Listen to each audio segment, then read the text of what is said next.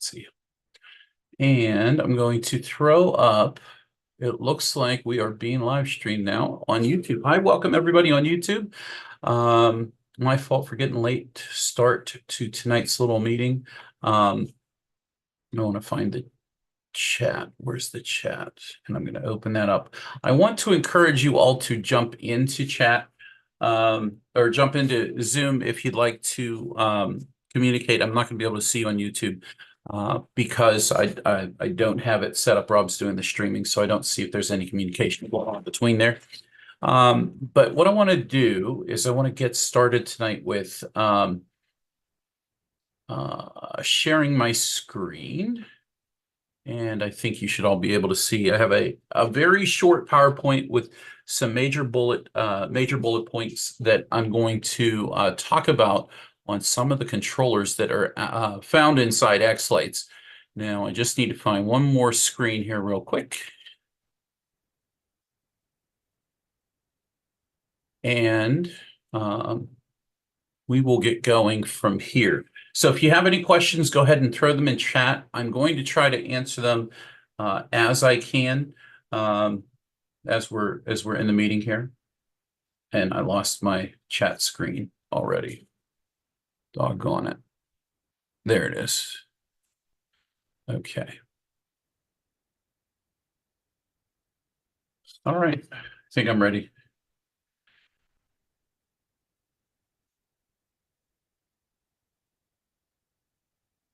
All right, so tonight I want to just go over some of the things that you can find, learn about controllers. One of the things that I'm going to walk through is I'm going to walk through a lot of interesting things over the time period that we've been doing pixel controllers and so forth.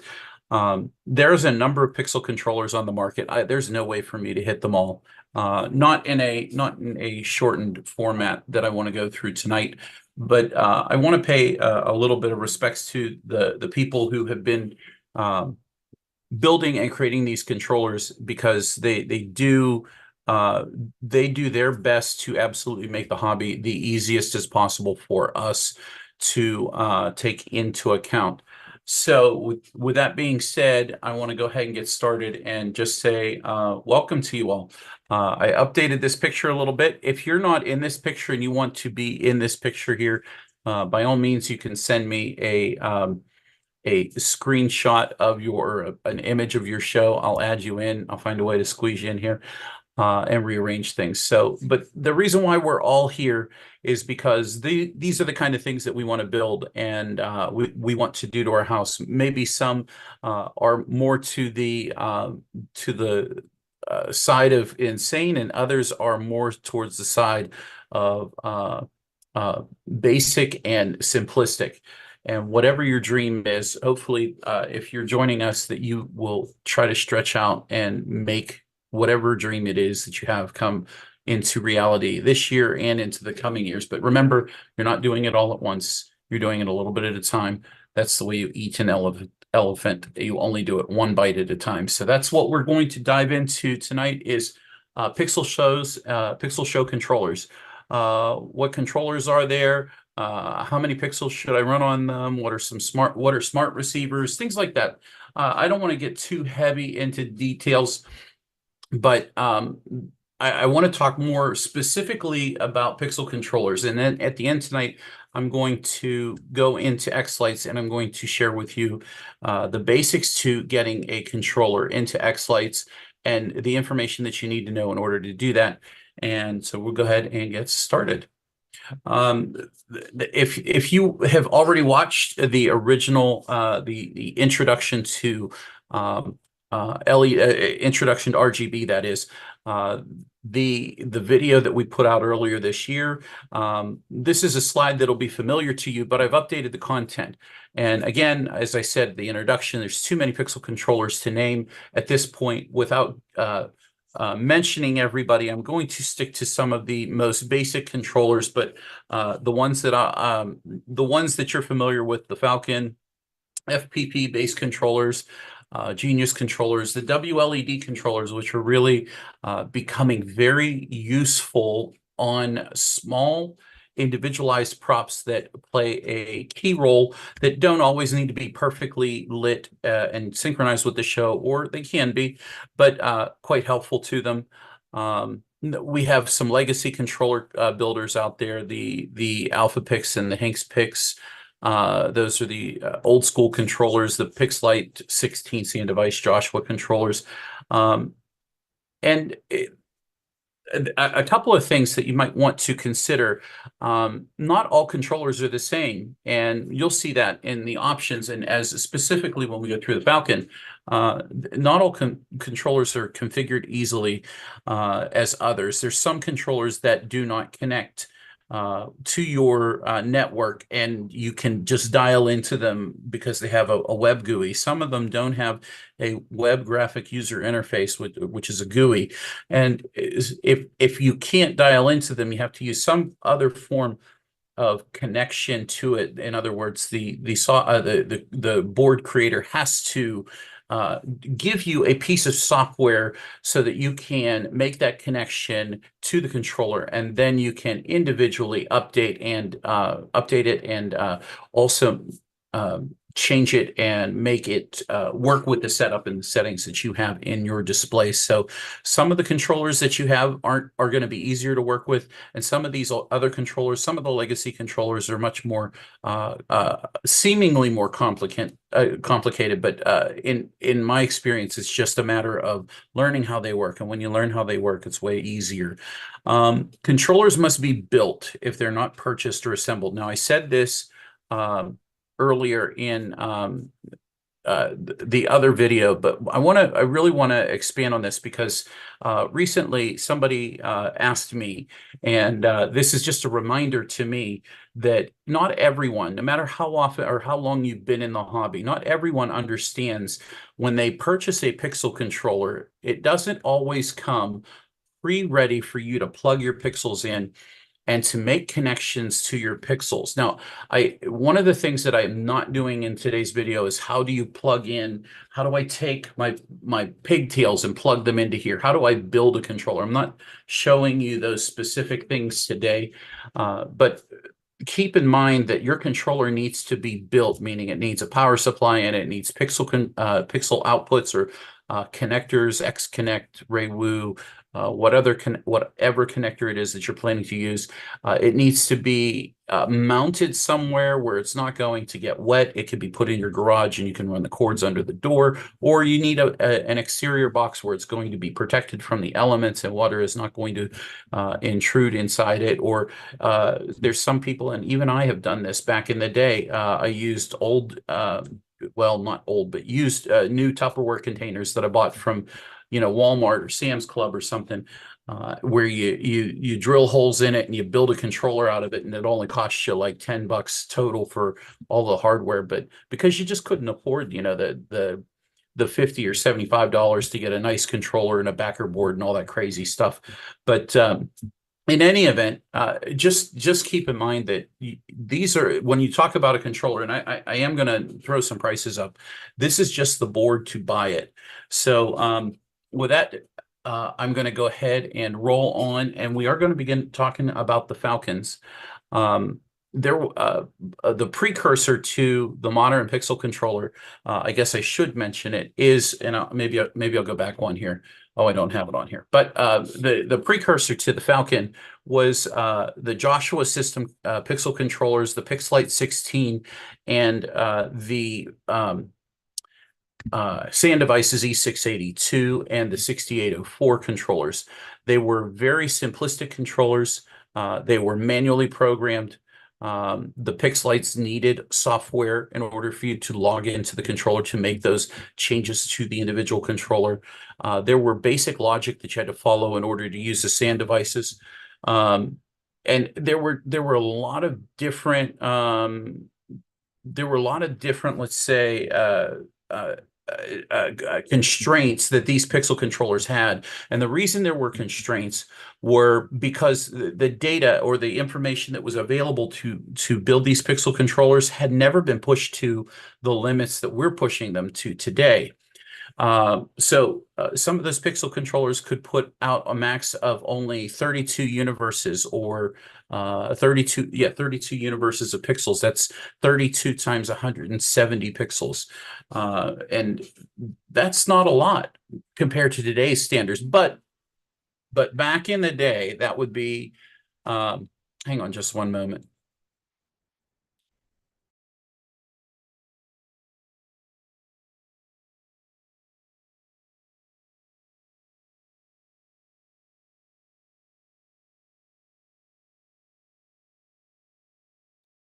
Seems that there's fire somewhere, and they are sending fire trucks over there. So,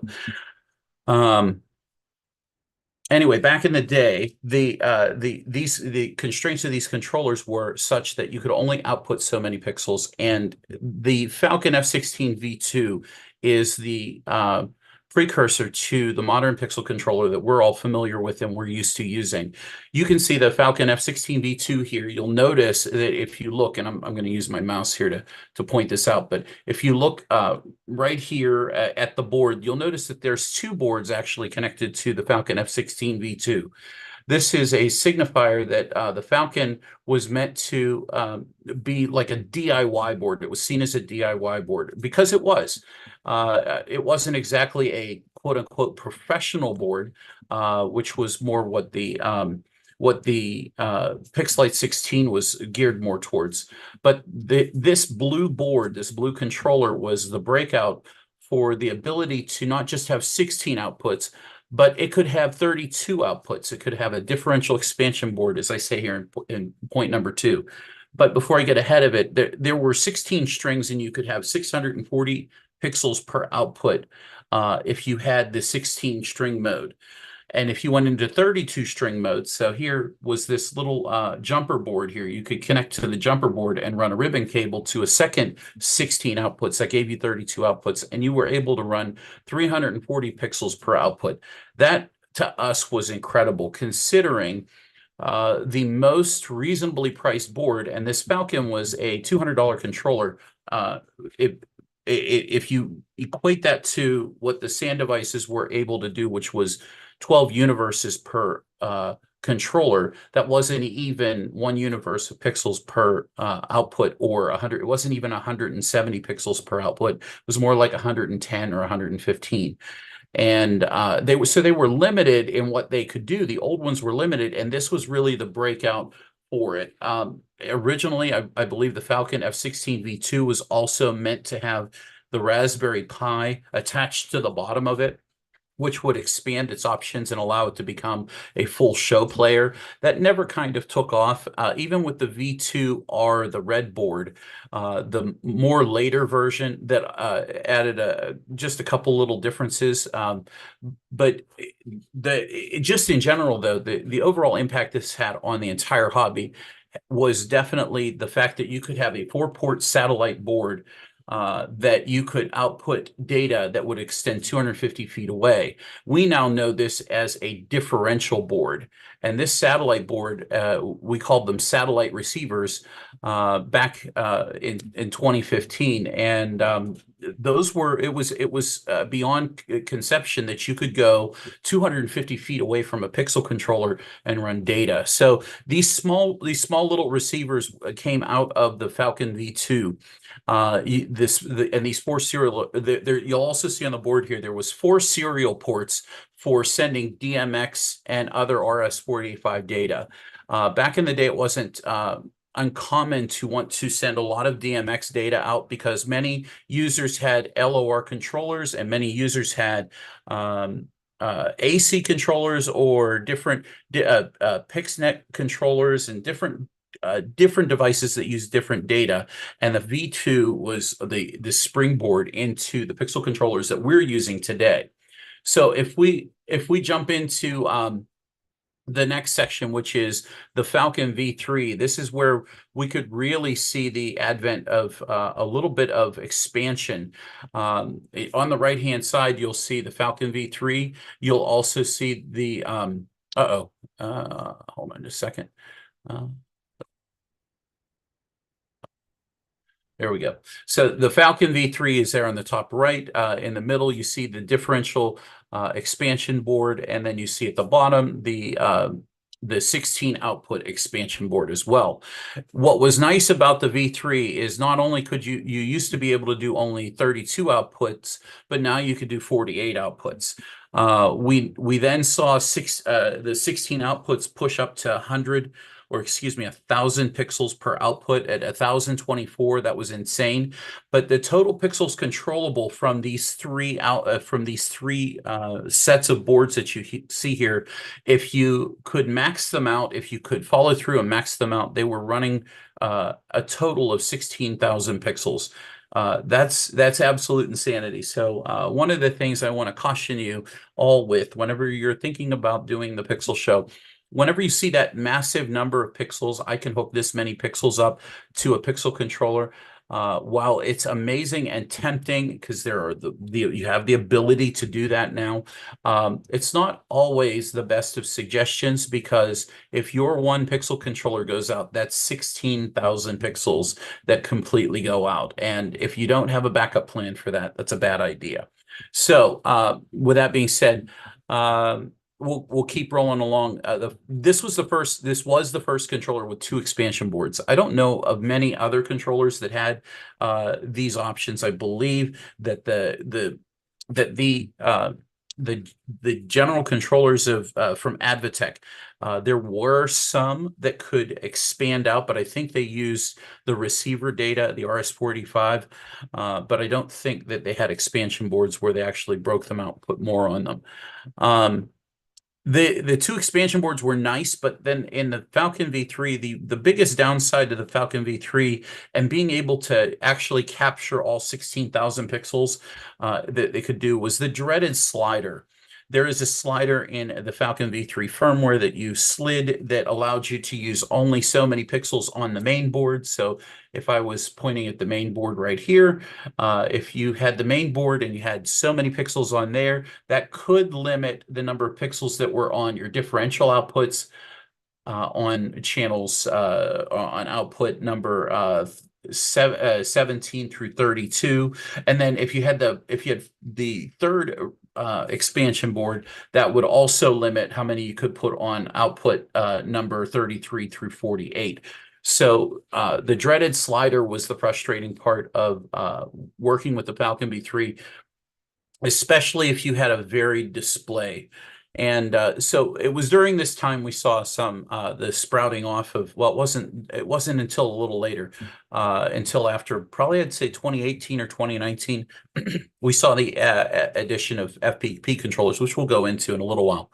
The other nice thing about the V3 that was available were the 3 serial DMX data ports. Now, one thing I didn't mention in the slide is that the DMX data ports that are on here, one of them could be a receiver output. You could have a dedicated receiver to that added to that 16-port controller, giving you 20 outputs total. But you'd have to connect the receiver to the top RS-485 jack and be able to run that out. The second thing too is you see 2 of the other serial ports. Those both could run DMX as well, and I know we certainly use them for a number of our projects and even in my own show. And what's nice about them is the addition of the jumpers. The jumpers came in the V2R board, but they were much more. I didn't get the V2R board, so whenever I got my V3, I was happy to see the jumpers that are here that I'm pointing to.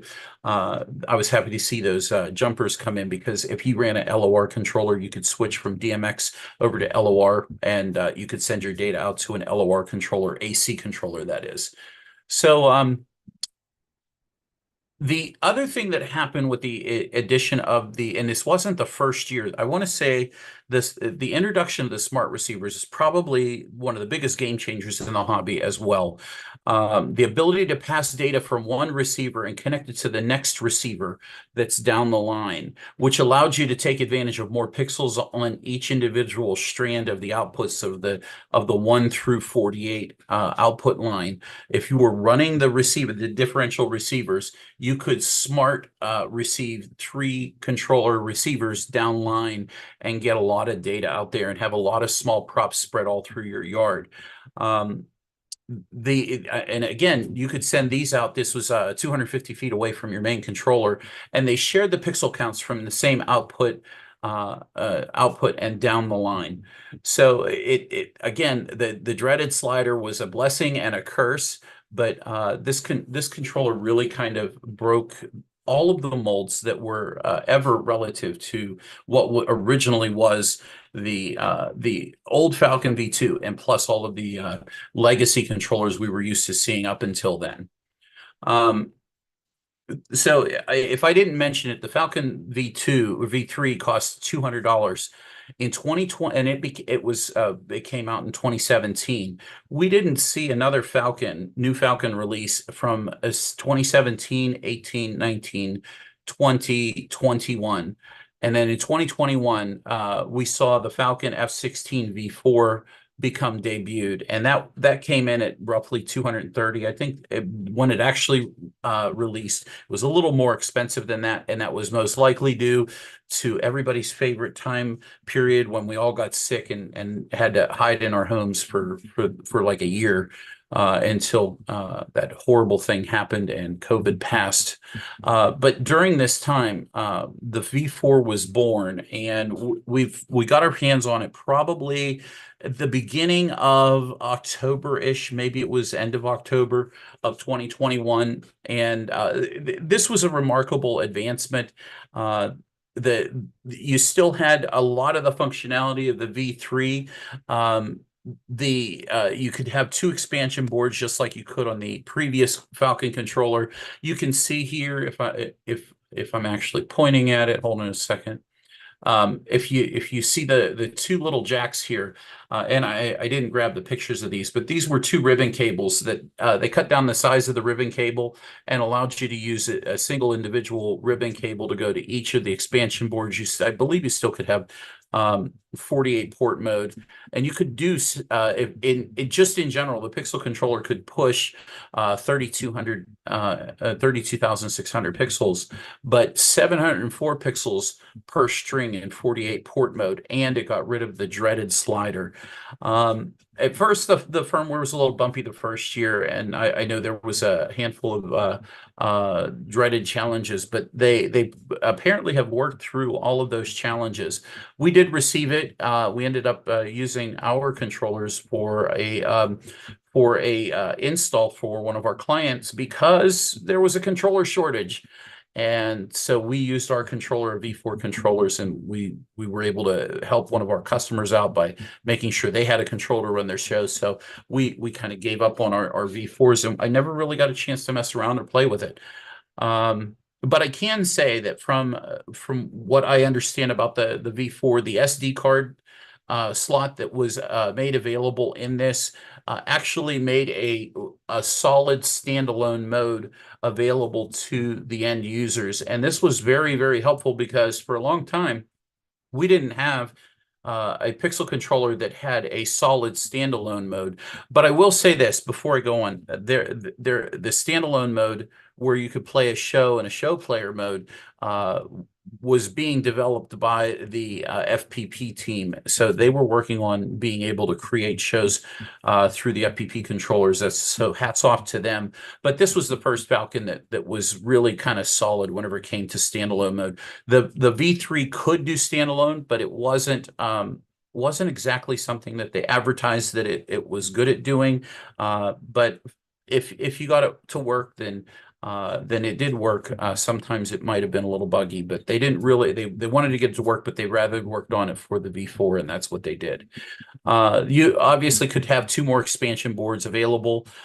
Then they added something special. Instead of having the DMX serial data outputs, they do have one on there, as you can see, and they also have the LOR jumpers on there because as time's gone on, far less RS-485 outputs are necessary for many of the users. So having one DMX output and one LOR jumper set is more than plenty for most shows.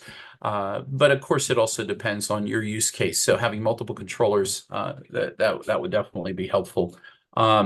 if that were necessary for you. But the nice thing about this controller was now there was not just one dedicated port that you could put a receiver on. This one has two onboard receiver ports. So you were able to connect two smart receivers to the V4 and have those continue on as additional outputs without having to buy the expansion board. So that kind of made for a nice application if you were trying to do something specific and you really didn't want to jump into a larger box and expand it, have more expansion inside a giant enclosure box and a bigger build and the ability to do that. That, to be honest, there were a lot of functionalities that the Falcon had, and it was because of its expansion that I know certainly we always recommended it because it was just an easy controller to work with. The graphic interface was very easy to understand, but also too, times have changed significantly since 2019, and a lot of the challenges with connecting to the controllers have and updating and uploading and connecting to them has been fixed. So if you're returning to this from, let's say, 2017, 2018, you took a snooze and you're coming back to it after a few years, there's a lot of updates that have certainly hit xLights, and we're going to touch on those, some of those, when we get into the software. The most recent version of the Falcon controller, that's the F16 V5, that came out last year, and it retails right now, it's $260. Again, high pixel count, 32,000 pixels, 32,600. You have a maximum of 10,000 pixels per port on the 16 strand level. But if you expand out and you begin using some of those expansions that the Falcon has been known for, what you'll find is that 3,200 pixels can be eaten up very quickly, because now you get the use of multiple smart controller or smart receivers, such as a 4-port, an 8-port board. There's even a 16-port receiver option. And these stack on top of each other. So if you're using an 8-port option in smart receiver mode, you can really double up, triple up on pixels onto those individual outputs. So if you do use some of those functions, it does cut down on your 1024 per 16-port mode, but it allows you the flexibility without the slider from the V3 that we all dreaded. The smart receiver really makes this controller one of the most powerful pieces that you could add into your show. So I do have a Falcon V5. I did get to play with it a little bit last year, and I took it on the road with me when we went to Light Up Ohio and some of the other events. And it's so far I've enjoyed messing around with it. I can't wait to put it in my show for 2024. But you'll notice also one of the nice updates on this board is a 4-port or a 4-output onboard receiver setup. On the top right-hand portion of the controller, you see the 4 outputs there, and you also see a dedicated serial output, meaning if you run DMX, you can or LOR AC controllers, you can use the jumpers that are there and run the receiver out through there. And as well, you have the 4 receivers on board. So it's like you have a differential output there. And with the ability to use a 16-port receiver on each one of those serial out, or not, excuse me, it's not serial. One of those 4 receivers, 1 through 4. I mean, that's a massive amount of pixels that you can output to in smart mode on a 16-port receiver that runs off of the data that they have built up over time. The other thing that I'm going to mention is the addition of what's called an eFuse. An eFuse is something that's digitally controlled. It can read how much voltage or whatever, the magic that's going out to make your pixels go, and it has the ability to trip them whenever it is pulling too much or the controller realizes there's a problem, and it can shut things off on its own, or you can dial into the controller and remotely shut off different ports. Specifically, let's say it's the end of the night and you want to power down your controller pixel output. You can do that with the Falcon V5s, and this is an option too coming up in some of the FPP controllers by that Dan Culp has released. So I don't want to say this is exclusive to the Falcon, but this is the new technology that is coming along and is something that we should see growing over the next few years. So this is rather exciting. And again, as far as Falcon goes, I know I just talked for about 30 minutes, 25 minutes about Falcon. I've got two more Falcons that I didn't mention, and there are other Falcons that could be mentioned, but I think the ones that I'm about to mention are probably the ones that have been, we'll say, one of the most common additions. The F-48, the Falcon F-48, it debuted in 2018. It was roughly $200. It was the first all differential controller. And what it looked like is what it looks like here in this image. You can see that there are 12 different individual data outputs where you could connect receivers in. Now, when we started with a Falcon differential, it could do a maximum of 16 receivers, and we called those dumb receivers. But whenever later on, whenever the V3 had the smart receivers developed, where you could daisy chain 3 receivers in a row and you could divide out those pixel counts, if you did it equally, you could get literally 320 some pixels per, excuse me, no. I think it was, I want to say maybe it was 200 or 120 or something like that per receiver output if you took your 3 smart receivers, stacked them up, and tried to maximize the outputs. But you could get 16,000 pixels off of the F-48s, even if you were doing them in balance mode with that dreaded slider. The amazing thing again to this is the 250 feet that you could go away from the Falcon F-48 controller. You could literally have a 250-foot network cable. I mean, in some cases, you could try a 300-foot network cable and make it that far. But 250 foot was plenty for you to go away from the hub or the center of where you were sending your data to. The downside to the F-48, the V148, was that it ran on 5-volt. And for those of you who are not familiar with those controllers, what many of us wanted to do is we wanted to have 4 ports on board of inside the F-48 so that we could set the controller down and be able to plug into 4 receiver outputs. And so we always had to build those into an F-48R receiver board controller setup. And what was nice about that was that wherever you set that controller, you had 4 outputs that were automatically connectable. The other thing too about the F-48, it had those 3 serial outputs as well, and you could run DMX data off of those. Now in 2021, the price of the F-48 was kind of kicked up, but they added some functions into the F-48 V4 that brought the price up to $250. And the major differences would be that now you didn't have 3 outputs of DMX. You had some additions such as onboard triggers. I believe those are there. I think the F-16 V5 has those as well. But the ability to output data from the pixel controller, the F-48, it came with 4 onboard pixel outputs. So that gave you a 12-volt controller power supply option, or you could use 5-volt to power the board. If you had 5-volt pixels, you could use those as well.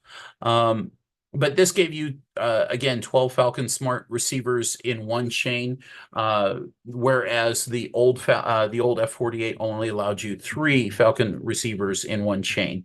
So that's a huge expansion. It's double the pixels. So you've got quite a bit more functionality. Now, there is a F-48, I want to say, is it the F-48? V4NS or S or something like that, that it's missing one of its network switches. You'll notice that all the Falcons have these double switch connectors here, and some of them during the years when there were shortages, you couldn't get um, all of the components you wanted, and therefore that was one of the reasons why the prices were more expensive during the from 2020 to 2024 or 2023. That is, you couldn't get all of the components that you really wanted, and sadly, one of the things that had to go was the network switches that were built into the boards, and many of us had to purchase controllers that couldn't daisy chain, or in other words, you couldn't leapfrog from this controller to another controller and continue down the line. So it was a cost-saving method, but was easily rectified if you had a switch added to your show, and you were able to continue sending data out that way. I'm going to jump into FPP controllers, and I'll be honest, I'm not going to pretend that I know absolutely everything about the FPP controllers, but I'm going to go over the basics. And the basics of the FPP controllers is, as you see here, I have two of them here. This one's the Culp K16 AB, and then you have another one from xLights here. It's a 16 output. They look very similar. They operate using the FPP, the FPP software, and it's based off of what's called the Falcon Pi Player operating system, and it basically loads a set of data onto a satellite or a regular board called either a BeagleBone Black or a Raspberry Pi, and it communicates. That Raspberry Pi or that BeagleBone connects with the network and acts as a network translation from the processing power of the microcomputer on the Pi or the BeagleBone, and it processes it for the data that's sent from xLights or from Falcon Pi Player show player itself, and it converts that to pixel data, which then goes out to the pixel ports that are located on the respective boards. These are a cape style controller, and what that means is they look like a sandwich board. They're stacked. They have more than one level or layer of boards, and you're marrying, basically connecting a FPP controller, a cape, and putting it on top of a Raspberry Pi or a BeagleBone. And I will say this: they are DIY friendly. The software has improved dramatically over the years. There's so many options that are available on this controller. It can run your show. It can it can output pixel data. It can, as many of these controllers are devised with DMX in mind, and it can allow you to output DMX mode to your AC controllers if that's something that you need to do, or to your snow machines or whatever it is that you have. Maybe your moving heads that need DMX data sent out them as well. So the different boards will run different pixel counts. But a good example of what the pixels can run, just off of the Culp website, I pulled just a spec of data, because I wouldn't pretend to know everything about FPP, and I would be lying if I pretended. But from the website I pulled off, it said the K32AB, it can run a maximum of 25,000 pixels. 25,600 pixels is a lot of pixels natively, and I believe it said something about it can do 800 of them on the 32 output board at 40 frames per second. So that's quite incredible. And then it also has the ability to add 16 more strings. These Cape controllers are made by people like Dan Kolb, Wally's Lights, Scott Hansen, Darren Headland has a couple that are based off of the Raspberry Pi. He has two boards. One's a 4-port differential cape that connects off of the Raspberry Pi. And to be honest, that's a reasonably interesting controller that could be quite useful for a small setup. So hats off to Dan, because I honestly don't know all of the background to FPP.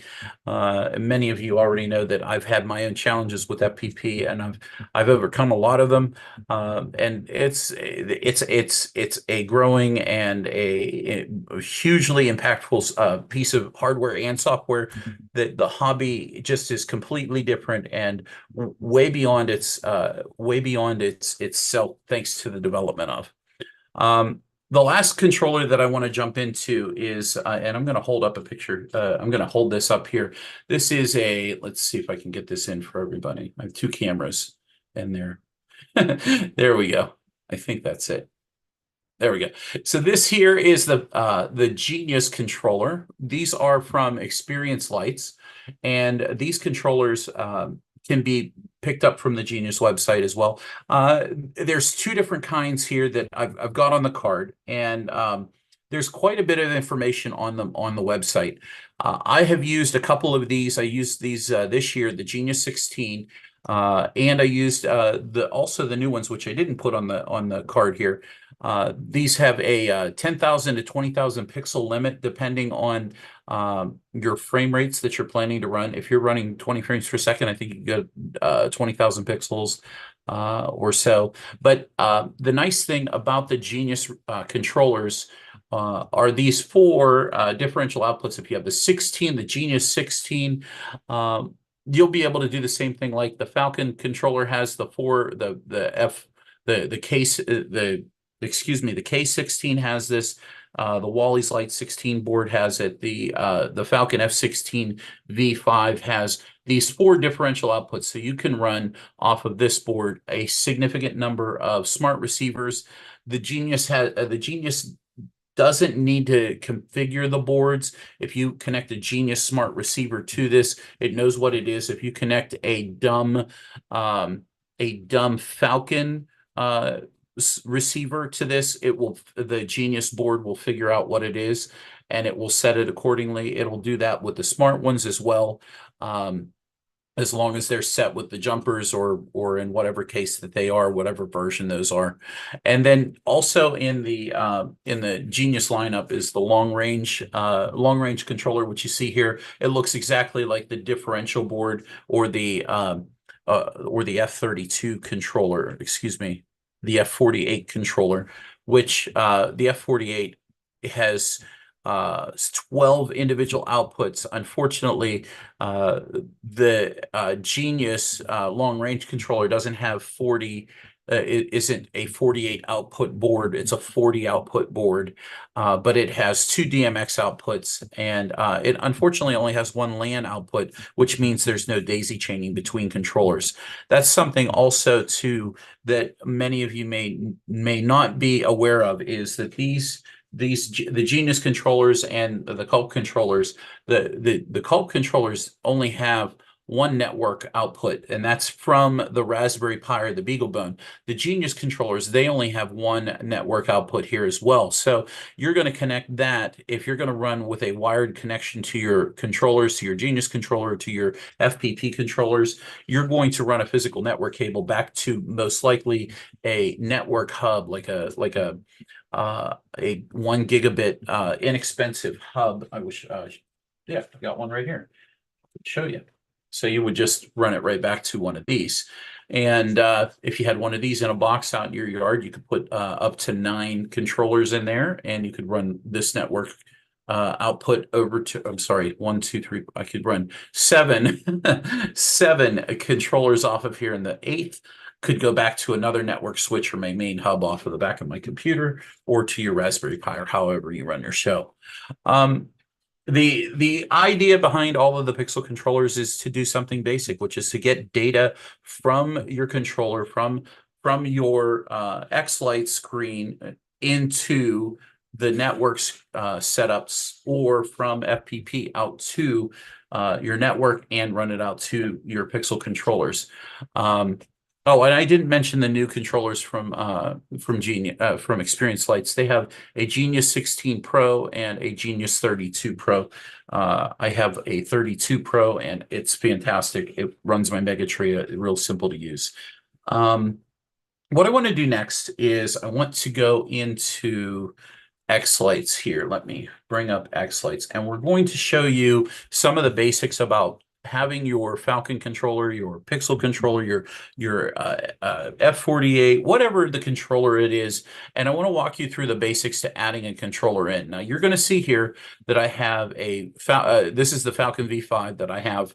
Um, the way that the controller gets into xLights is one of two. Can physically come over here and click the Add Ethernet button. And when you click the Add Ethernet button, you're faced with a couple a red line here. You see a red save button. And what you're going to do here is you're going to enter whatever physical controller you have. So let's say, for instance, I was going to add in this controller. And I know I'm going to have a Genius 16. What I would do is I would want to know what controller I physically have. So I have a Genius, and we can come over here to the description. You can give this controller a description, which is a great idea. If you are building your layout and you have a specific controller, like, for example, a Genius controller, it runs the props that are on my house in the middle section of my house outside the front door. So that's where I placed my Genius controller so that I could give it this description, and that description can say center, house center. And now we need to go into the next section, which is vendor. If you obviously have to know which controller is which. So we will go with Experience Lights. They're built into xLights, and that's a huge thanks to developers for adding them in as a board option. Now we need to know the model of the board. So the model of the board, obviously, you look on your receipt, but on this board, this is the Genius 16, and we'll go ahead and find that in the drop down. So notice these are all the different options that are available. Make sure you select the correct one, Genius Pixel 16. There's the Pro 16 and 32 as well. And then you have an ID. I'm going to leave the ID alone. It's like the number one. We'll leave it number one.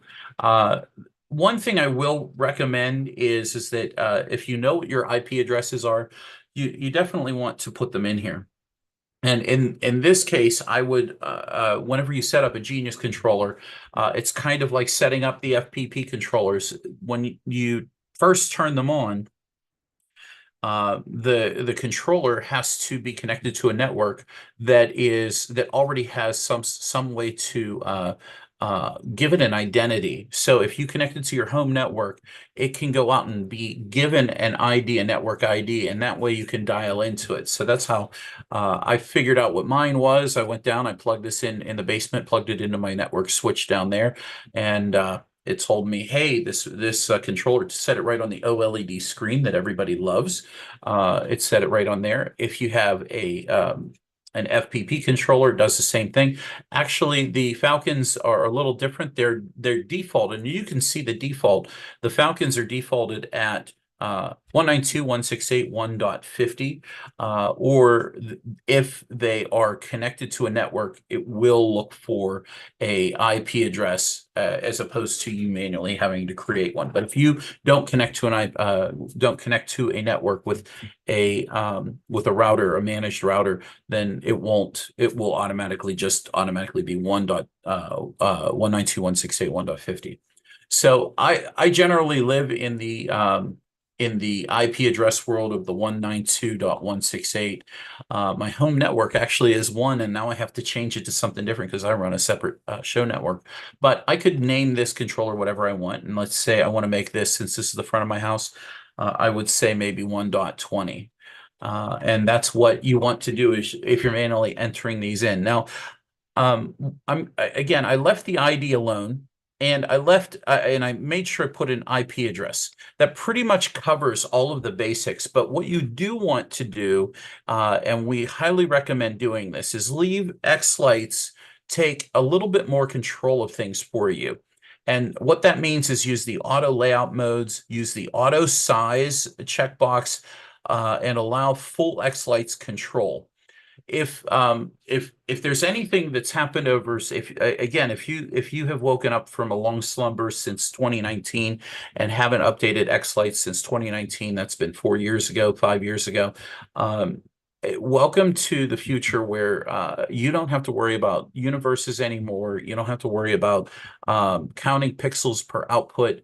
Uh, xLights really can control a lot of things for you now, and it can auto-configure pretty much any of the controllers that we talked about in tonight's video. So allowing these to be checked is definitely important. Default brightness, port brightness, depending on your Pixel controller, if you have one of the legacy controllers, they may not exactly send this data over to them. It may not work, but we do recommend that you run your show around 35%. Some of your props you're going to want to run, excuse me, at roughly the number of, I don't know, you're going to want to run them somewhere between 15 or 20%. If you use high density props, some of those are so bright that whenever you put a video on them, it's very hard to even see them or to discern exactly what it's doing because it's so blurry. So you might end up running some of those pixel outputs at an individually lower brightness. So it's nice that some of these controllers, the Falcon does it, the Culp controllers do it through FPP. These Genius controllers do it now, and it's a wonderful addition as opposed to forcing it through the xLights layout console. Controllers can be active or inactive in xLights, and what that basically means is if you're going to give a section a break for a year, like I'm not going to run this, I don't want xLights to worry about this being here. You can inactivate or deactivate and make it inactive in the controller list. Let's say you were doing something one year and you're not going to do it the next year, but you just want to leave it in there for now. This is a way that you can turn that off. Just another setting.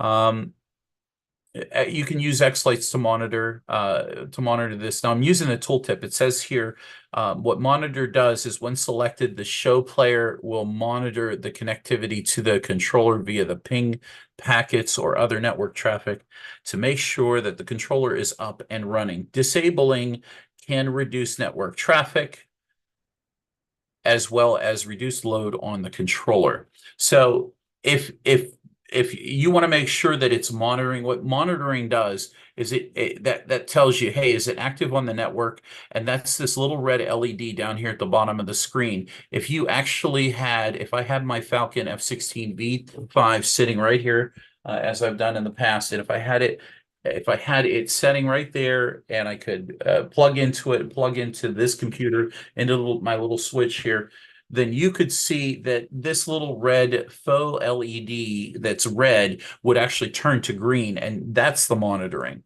So suppress duplicate frames. This is a great thing to either check or uncheck. Sometimes xLights throws out extra data, and suppressing duplicate frames is a way to streamline some of the data that goes out of xLights whenever you create your FSEQs and so forth. Multicast. Multicast is a way to send data out completely over the entire network, and every controller could have its own IP address for sure, but each controller could have the ability to be universe 1 through universe whatever.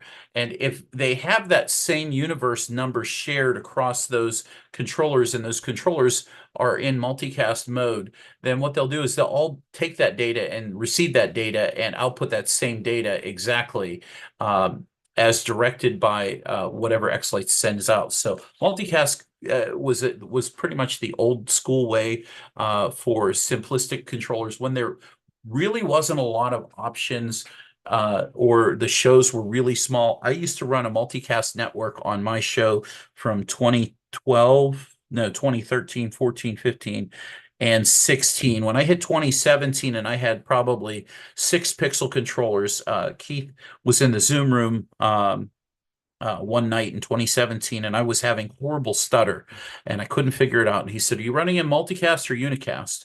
And that was the first year that I had to switch over from multicast to unicast, and I haven't looked back since. So generally, you don't need to go into multicast mode. That's something that more legacy people might be more interested in, but is not necessary for today. FPP proxy IP host is according to the tooltip here. It says this is typically the Wi-Fi IP of the FPP instance that bridges two networks. I not something I've really used, so if it deals with FPP, that's a new one for me.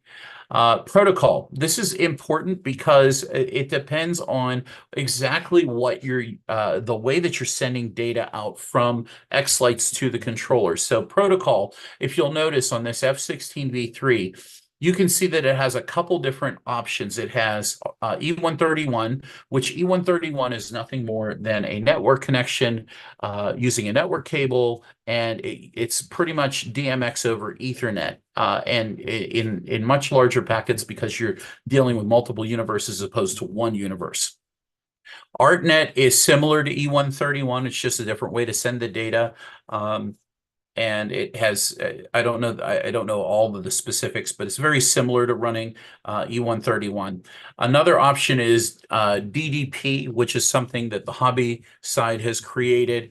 I don't know exactly who created it. I don't know the backstory to it, but if you were to compare the data running from E131 versus data running from through DDP, E131 is like the one that came first, like ArtNet came before E131, and DDP is like the grandson or the kind of the younger, more efficient way to send the data. And we highly recommend that you do try to use DDP whenever you can.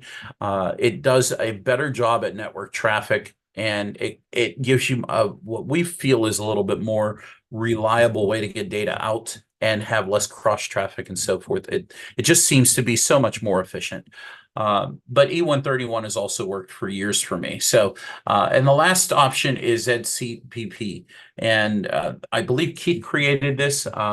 I don't know much about it other than it's been an option, and he added it in for the Falcons. I don't think I really ever had the opportunity to test it out myself. In xLights, you can also force a local IP. This is my IP address for my computer. If I were running my show off of this network right here, my home computer this might be my home station where I'm sending the data out definitely from. So I would be rendering all my sequences with the force local IP. We tell people it's a good idea to force your IP address. It's the definite output where the data is going to come from whenever you're sending data out from X schedule. It's a good idea to just activate this every season. And it also cuts down on the cross traffic. If xLights tries to, let's say, use your wireless network to send data out, which sometimes it tries to do that, forcing the local IP is one thing your go-to if you happen to catch your show stuttering. So that's one thing. Priority. I really haven't messed around with the priority. I don't know a whole lot about priority. It says here some controllers can receive data from more than one source and will ignore one of the sources where the priority is lower. So I guess that if you have two networks sending data out, I guess that priority is helpful for that. Models. So models is a new function, and obviously we're in a basic layout. It was something that we used a few months back on doing some basic uploading from xLights. If we look at models, this tells you the models that have been connected to this controller. And then, and we'll go into that in just a little bit more detail here in a second. We have start universe and universe count. These are the universes that xLights assigns to it. Again, we've given xLights full xLights control, so it's going to modify the number of universes that we need for this controller based upon what the controller has been assigned to take on pixel count wise from your layout. So it says, hey, I think I could change this maybe 3 or 4. No, it won't let me change it because it gives full xLights control. So it's only allowing enough controller pixels for exactly what you're putting out. And it says universes 1 through 2 is what's available. Individual sizes, if if we weren't set to auto size here, we could deactivate auto size here and we could individually size our universes. This was very helpful back in the day when our pixel controllers weren't as efficient as or well thought out as what they are with the Falcons, as we went through earlier. This individual sizes was helpful specifically for people who came from Lightorama and were used to using 100 pixels per output on a pixel controller, and they would only give a universe 100 usable channels, or 100 usable pixels per universe. So you might say that each individual size, each universe here, if you had a 16 pixel megatree, you use 16 universes of pixel data, but you only used 100 pixels per universe. So that was your individual way that you could size each individual model or individual output for that specific, very specific model if you needed to do so. So I'll just go ahead and activate that auto size again. Finally, channels per universe.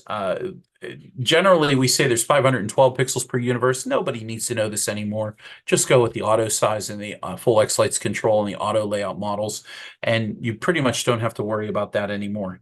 And managed. Managed is, as soon as it pops up there, well, you're either managed or it's unmanaged. And in this case, xLights is under full control, so it's going to manage your controller.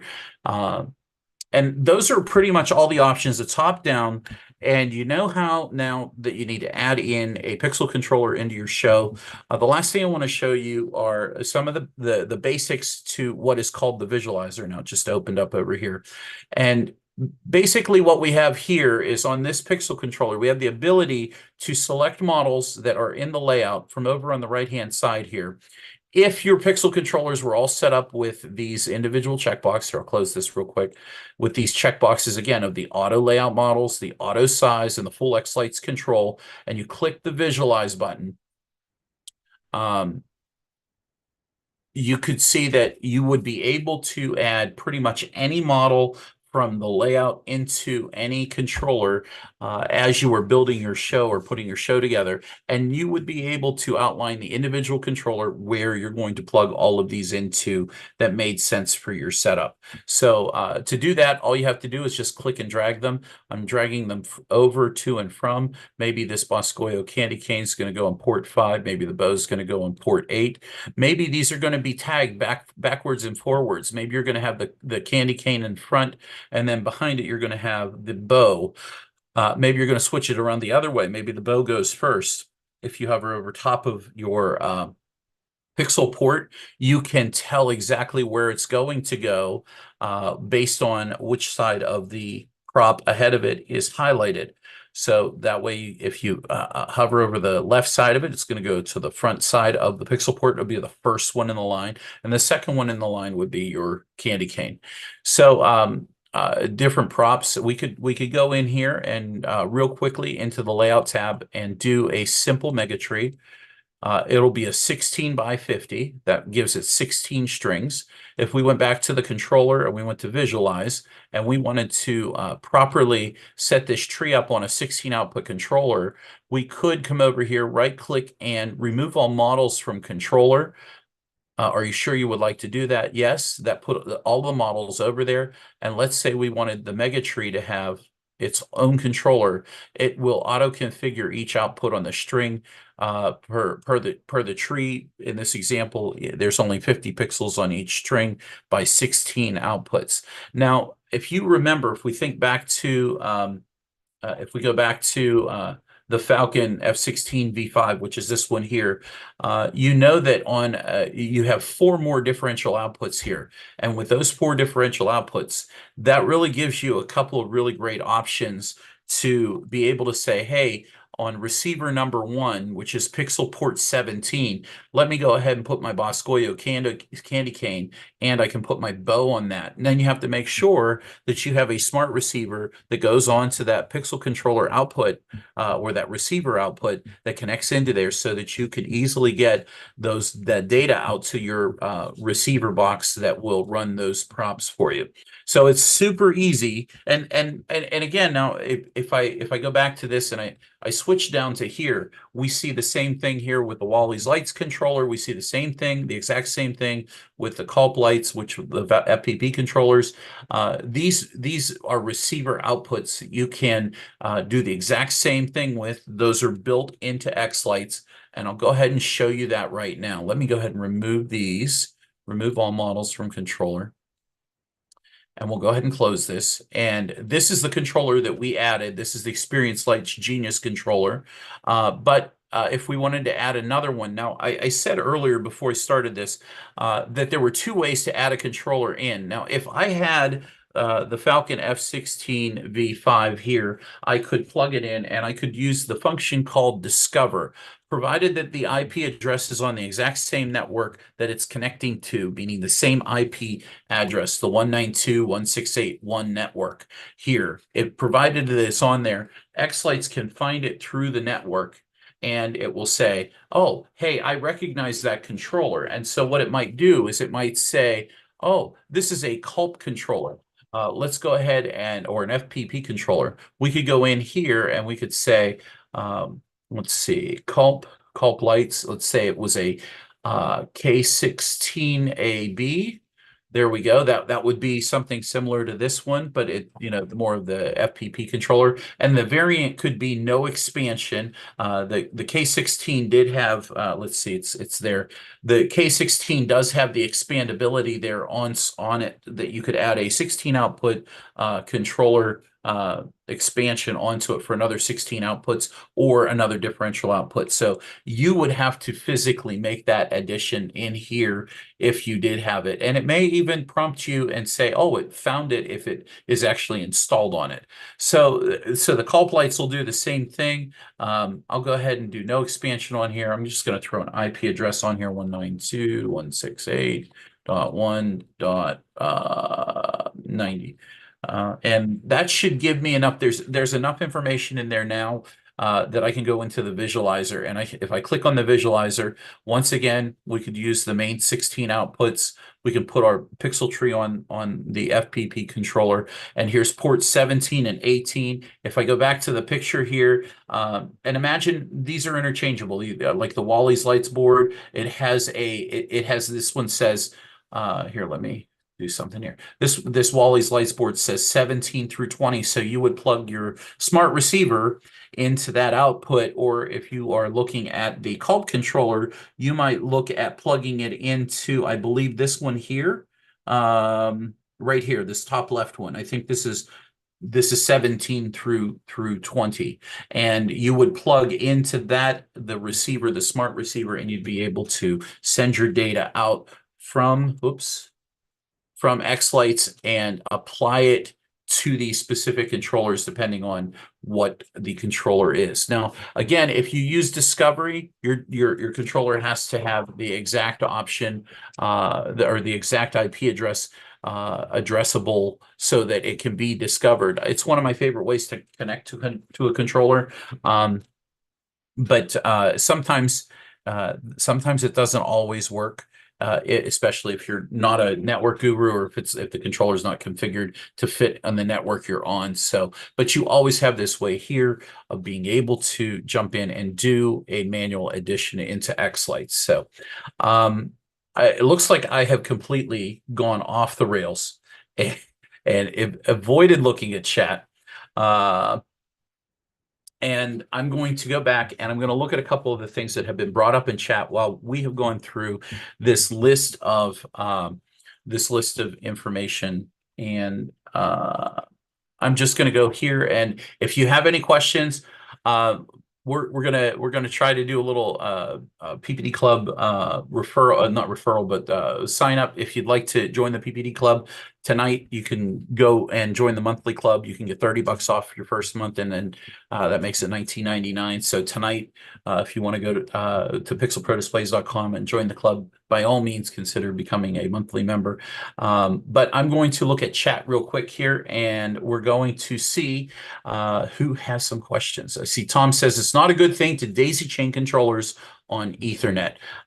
Cheaper and better is a small Ethernet switch and I of course agree with you there. If you are going to connect, and we've addressed this in other webinars, we've addressed the number of hops that you want to have from one Falcon controller to the next Falcon to the next Falcon. You never want to hop more than 6 times from one, and I'm holding up here's your switch, your data's coming from here. You never want to hop more than 6 controllers out from your network switch to the last controller on the line. That is definitely a no-no, because after a while the E131 is going to kind of fizzle out and not go through the inexpensive switches. These switches are pretty resilient to get 6 hops out of, but anything more than that, it's unreliable and could cause a lot of network issues. We've seen it happen. Trust me, you do not want to put more than 6 of these on there. You may be all right. You may be all right, not gonna lie, but we've seen significant number of these plugged in, and it creates havoc and frustration, and you don't need to do that. So that's definitely a good point. Let's see. Are there plans for a 16-port expansion for the F16 V5, or just need to run more pixels per string and add more power to the pixels? So that's a question from Joe. There's a couple answers in chat. The V5s don't have expansion boards, but as I mentioned, if I go back here, the V5 here has the Falcon V5 has 5 receiver outputs, or excuse me, 4 receiver outputs. V5 4 outputs. The 4 outputs are capable of having 12 receivers output to them maximum, and I believe that's what it said. No, excuse me. No, I think it is. I think it's 12 is the maximum that you can put out on any of the receivers. If you excuse me, 12, 3, 4, 8, 12. I think it's 12. 4 ports is correct. So if you have 6 teams, you can only Thank do you. That's what I started to cross hairs there, and I was thinking of the V3, but no, you're right, Rob. It's 12 4-port receivers.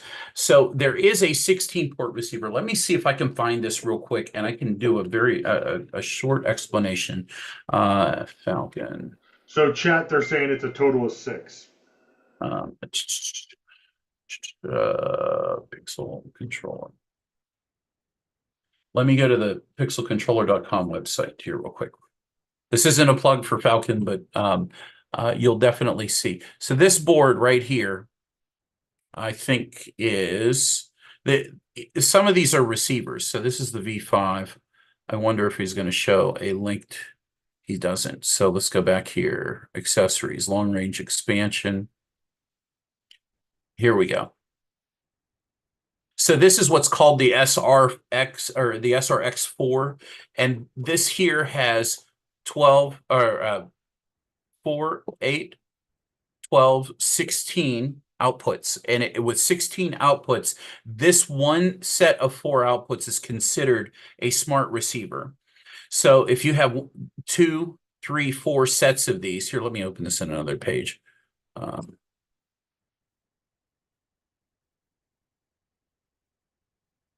If you break this down, where is my little draw screen at? Annotate. Here we go.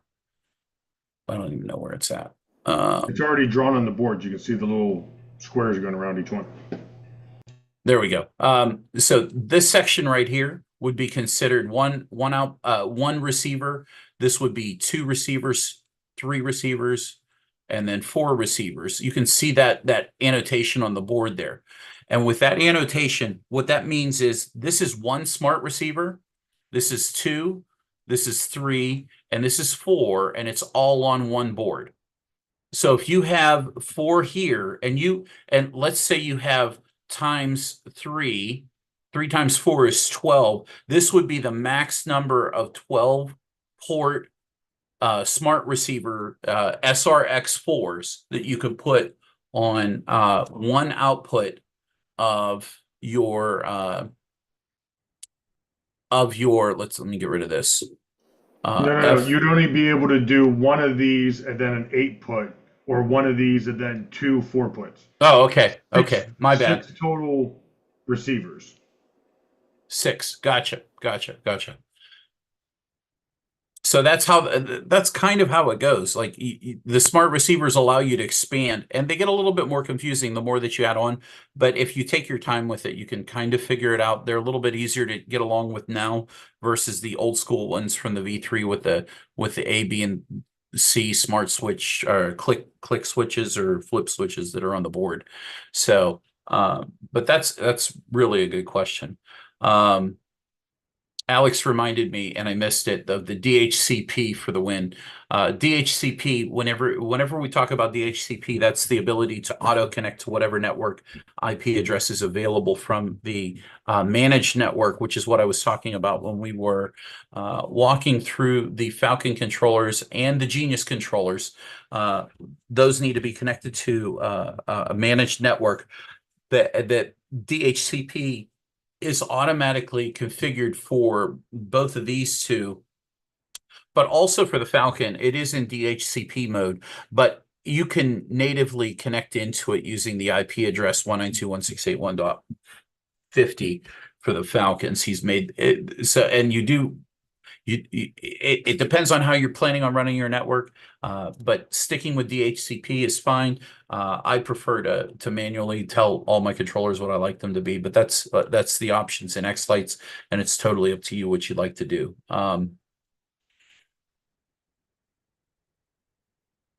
Let's see. John said this connects through the long-range ports instead of the ribbon cable. They use Cat5. Yes. So on the smart receivers that are on the smart receivers connect now through these receiver ports here on the V5. On the V4, there were ribbon cables, and they would go to these individual, either these differential receivers or to the ribbon cable that ran on the 12 output or 16 output expansion boards. So the ribbon cables are from the V3 and V2, V3, and V4.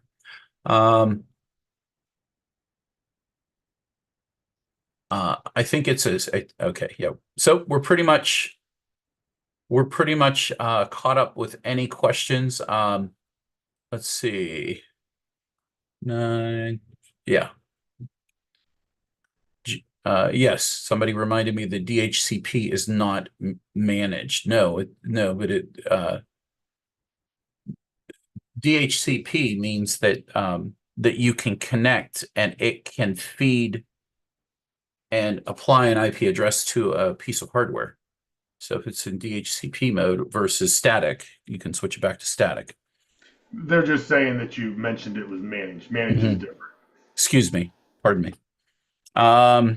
If I added a second controller to run a mega tree, does it have to be a slave to the first controller?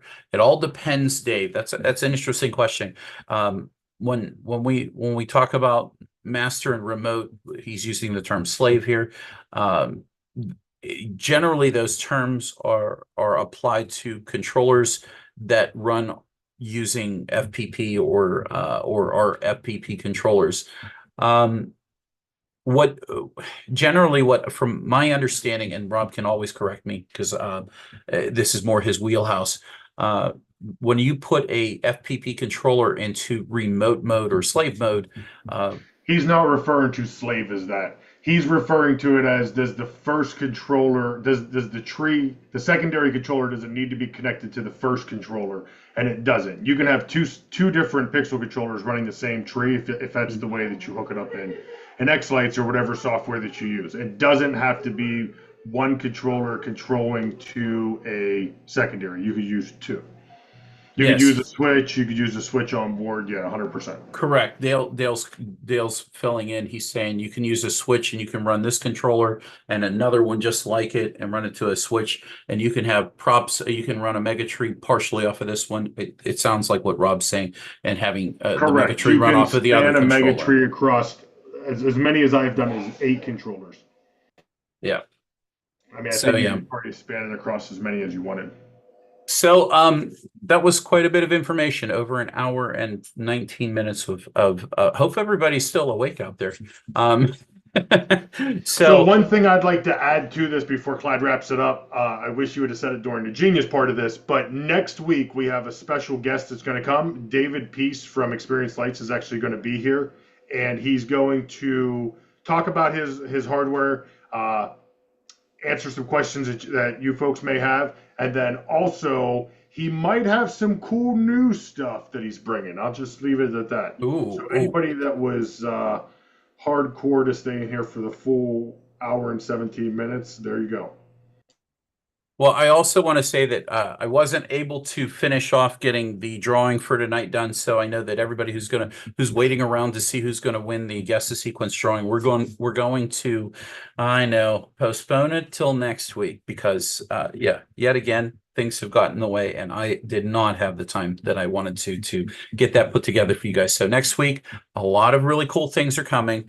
It's an unofficial PPD non-webinar. We call it an open mic night, and David Peace is going to be here for that. So you guys are welcome to join us every Tuesday night, 8:30 p.m. Eastern time, here at the PPD Zoom room. You're welcome to join us. You don't have to be in the club. It'd be great if you are. You're welcome to join us if you like.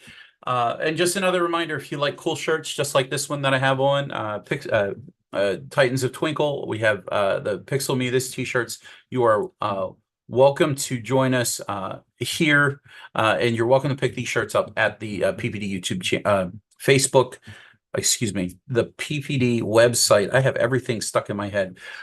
So with that being said, guys, have a wonderful evening. This is Clyde signing out. Robert, thank you for taking care of everything tonight and backing me up. As always, you are amazing. Guys, thank you. We'll see you in the next video. Goodbye. Take care.